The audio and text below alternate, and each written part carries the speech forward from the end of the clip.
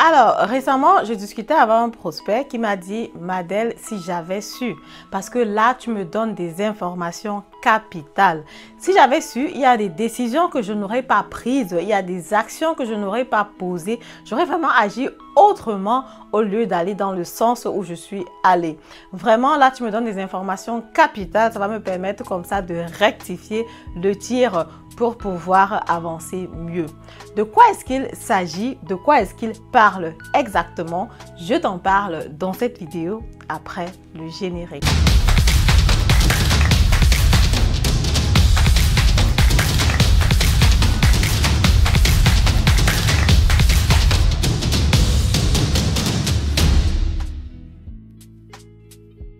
Alors, salut à toi, si tu ne me connais pas encore, mon nom c'est Madel Ning-Tedem, je suis investisseur immobilier, entrepreneur dans le domaine de l'immobilier, auteur du livre Devenez millionnaire avec l'immobilier.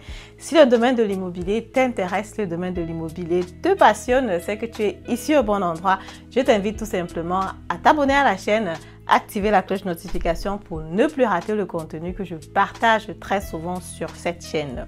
Comme tu dois le savoir, je propose des premières consultations qui sont gratuites. Et lors de la première consultation, pour moi, l'objectif, c'est de te connaître, de savoir quelle est ta position, quelle est ta situation financière actuellement en Allemagne. Est-ce que tu es encore étudiant? Est-ce que tu travailles? Est-ce que tu as passé la période d'essai? Est-ce que tu remplis les conditions pour investir dans l'immobilier? Qu'est-ce que tu dois faire de façon optimale pour pouvoir investir dans l'immobilier de façon concrète, de façon optimale?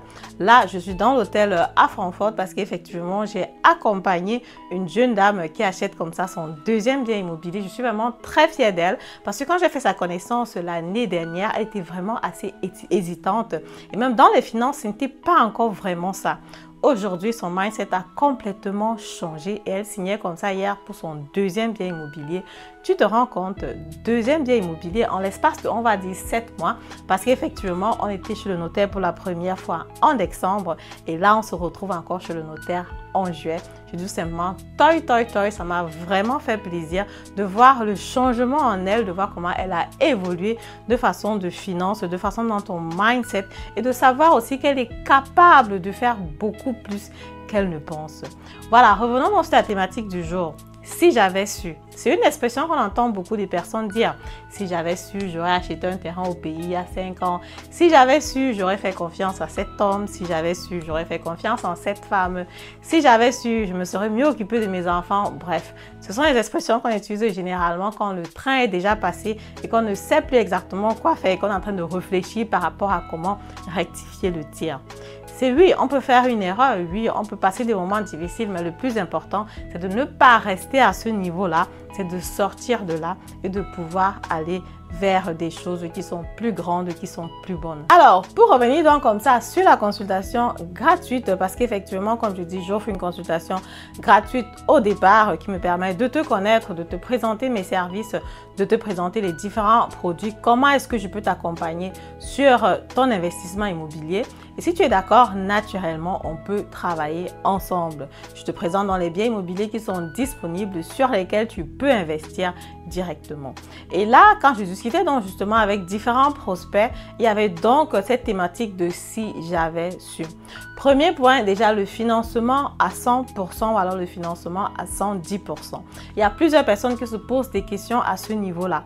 Est-ce que je finance complètement? Est-ce que je ne finance pas complètement? Est-ce que j'ai le cash? Est-ce que je peux faire financer à 110%? Quelles sont les conséquences si je finance à 110%? Ce sont les points qu'on aborde vraiment dans la première consultation qui est gratuite parce qu'effectivement, pour moi, c'est relativement égal. C'est toi qui décides. Mais maintenant, il faut que je te donne toutes les décisions importantes, toutes les décisions nécessaires pour que tu puisses prendre la bonne décision. Ce que moi, je dis généralement, c'est que si tu peux faire un financement à 110% parce que tu as déjà une épargne, vas-y. Tu auras un taux d'intérêt qui va être légèrement plus bas que si tu fais un financement à 110%. Mais si tu n'as pas de cash du tout, au lieu de ne rien faire du tout, ça vaut la peine de faire un financement à 110%. Surtout si tu fais un financement pour un investissement à but locatif, il faut regarder dans ce que le locataire paye, comment tu couvres tes charges à la banque, ce que tu ajoutes de plus et aussi les avantages fiscaux. Donc du coup, ça dépend du cas par cas. Il y a des clients qui vont aller sur un financement à 110%, il y a des clients qui vont aller sur un financement à 100%. Pour un financement à 108%, on en parle dans la première consultation. Comme je dis, c'est toi qui décides. Je te donne tout simplement toutes les informations nécessaires pour que tu puisses te décider. J'ai un client qui a pris environ 3 semaines pour se décider à ce niveau-là. Mais bon, à la fin, il a toujours fini par se décider. Le deuxième point, ça va donc être les avantages fiscaux. Quand tu investis sur le bien immobilier, tu as des avantages fiscaux énormes. Un des points qui a vraiment marqué celle que j'ai accompagnée hier, ce sont les avantages fiscaux qu'on a généralement en Allemagne, sont des choses qu'elle ne comprenait même pas vraiment au départ. Elle avait déjà travaillé pendant environ 3 ans en Allemagne et elle n'avait jamais fait de déclaration d'impôt. Donc du coup, c'est pourtant important de le faire. Et quand on a fait sa déclaration d'impôt et qu'elle s'est rendue compte qu'elle avait non seulement de l'argent qu'elle avait laissé sur la route, et en plus de ça, avec son investissement immobilier, elle pouvait comme ça optimiser sa fiscalité. Elle était vraiment partante. Elle a compris que c'était vraiment ce qu'il fallait faire pour pouvoir optimiser ses finances. Comme je dis toujours, on n'est pas venu ici en Europe pour s'amuser, on n'est pas venu ici pour blaguer, on est vraiment venu parce qu'on veut maximiser à tous les niveaux. Apprenons, grandissons ensemble, travaillons ensemble parce que c'est ça aussi que nous pouvons léguer à nos enfants pour qu'ils puissent aussi évoluer, pour qu'ils sachent dans quel type d'activité se lancer et dans quel domaine il faut approfondir. Troisième point, crédit de consommation. Je sais que pour nous les Africains, c'est pas évident. Je sais que quand tu restes à la maison et que tu reçois une lettre de la banque qui te dit « Ah, tu as un bon salaire, tu travailles déjà depuis un moment, voilà, on peut te faire un prêt de 20 000 euros, de 30 000 euros, de 10 000 euros, on peut te faire la voiture en leasing. Et s'il n'y a pas quelque chose là que tu as envie d'acheter, est-ce qu'il n'y a pas quelque chose avec lequel on peut te faire plaisir ?» Et du coup, toi, tu te jettes là-dessus et tu te dis, mais voilà l'argent qu'on me propose, pourquoi pas? Non, faites attention au crédit de consommation. Pourquoi? Non seulement parce que ça limite comme ça ta crédibilité, et en plus sur le long terme, ça va être difficile pour toi de te faire financer. Qu'est-ce que je dis? Même immédiatement. Parce qu'effectivement, quand tu prends un crédit de consommation, la banque regarde, ne comprend pas trop et se dit, ok, pourquoi est-ce que tu dois vivre au-dessus de tes moyens?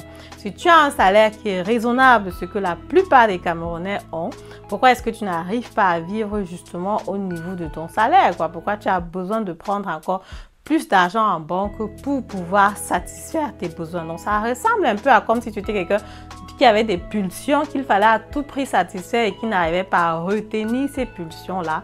Et ça, naturellement, c'est un problème. Et même si tu arrives à te faire financer à cause de ce crédit de consommation, tu risques d'avoir un taux d'intérêt qui ne sera pas vraiment concurrentiel parce que ce crédit de consommation joue généralement un rôle sur ta chauffeur. Il y a des personnes qui vont dire oui, quand tu rembourses le crédit, ta chauffeur, ça n'a pas de problème et tout le reste. Non, crois-moi, c'est vrai que tu vas toujours te faire financer, mais il y aura quand même des petits points qui seront sautés à ce niveau-là. Du moins, tu ne seras pas parmi les personnes qui ont 99%. Et naturellement, le point de la chauffe-eau, c'est aussi un point important. J'ai déjà parlé de ça plusieurs fois sur cette chaîne. Vous allez tout simplement regarder les anciennes vidéos. Alors, je vous mets encore les liens en commentaire pour que vous puissiez regarder comment faire pour avoir une bonne chauffe-eau, comment faire pour la maintenir. C'est un point qui va être très important pour les investisseurs immobiliers. Le quatrième point, ça va donc être le fait que tu puisses avoir une plus-value énorme sur le temps avec ton investissement immobilier. Tu peux le faire de deux façons. La façon qui est beaucoup utilisée, c'est le bien immobilier locatif. Parce qu'effectivement, avec le bien immobilier locatif, après 10 ans, tu peux vendre le bien immobilier sans payer les impôts, sans imposition fiscale. Donc, du coup, si tu as acheté le bien immobilier, disons, je sais pas moi, à 200 000 euros cette année et que dans 10 ans, tu le vends à 250 000 euros, les 50 000 euros, c'est ton bénéfice. Bon, ça va être un peu plus de 50 000 euros parce qu'effectivement, pendant les 10 ans, tu as certainement remboursé une certaine partie des 200 000, quoi. Donc, du coup, tu auras un peu plus de 50 000 euros de bénéfice. Et ces 50 000 euros là, tu peux les empocher directement et rentrer en Afrique si tu veux rester ici, offrir à tes enfants, faire des vacances, bref, faire ce que tu veux. Donc, il y a des personnes qui ne savaient pas ça. C'est vrai que il y a des discussions par rapport à cette loi qui est encore en vigueur actuellement. Si ça va rester comme ça pendant longtemps, parce qu'il y a quand même des personnes qui disent que c'est un avantage majeur pour des investisseurs immobiliers qu'on n'a pas sur d'autres types d'investissements. Ça, il faut le dire. On n'a pas vraiment, on n'a pas la bourse, on n'a pas, si tu investis sur l'or, bon, on a vraiment cet investissement-là seulement quand tu investis sur le bien immobilier locatif. Tu peux aussi le faire si tu investis sur le résidentiel parce qu'effectivement, en investissant sur le résidentiel, après 3 ans ou alors après 3 Noëls, tu peux vendre le bien immobilier sans payer les impôts là-dessus. Je sais qu'on parle aussi souvent de pouvoir raccourcir à 2 ans ou quelque chose comme ça, mais bon, on va aller sur le worst case, on va dire 3 ans. 3 Noël, donc après avoir passé 3 ans dans une maison résidentielle dans laquelle tu as habité, tu peux vendre comme ça, steuerfrei. C'est très important, c'est très intéressant aussi parce que ça te permet comme ça de lever le capital pour pouvoir faire d'autres investissements. Si tu achètes un bien immobilier, je sais pas moi, à 200 000 euros et que tu habites à l'intérieur, pendant que tu habites, tu essaies de faire les économies. Et puis quand tu sors de là, tu peux vendre le bien immobilier peut-être à, je sais pas moi, 220 230 000 euros. Vu que tu ne payes pas les impôts, ça te fait quand même avoir un 30 000 euros comme levier que tu peux utiliser pour faire d'autres investissements immobiliers. Ça sont des informations donc, que je partage comme ça gratuitement sur la chaîne, mais que j'applique aussi au cas par cas par rapport aux personnes qui me contactent si elles sont intéressées par l'immobilier. Voilà, ce sont comme ça les points que je voulais partager avec toi dans cette vidéo. Il est important pour moi que tu ne sois pas parmi les personnes qui vont dire « si j'avais su, si j'avais eu ces informations-là » parce que je me dis, nous on est là, les grands frères nous sommes là, les grandes sœurs, on est arrivé il y a un moment peut-être avant vous, alors peut-être au même moment, on a ces informations, c'est bien de partager à la communauté pour que tout le monde puisse en profiter.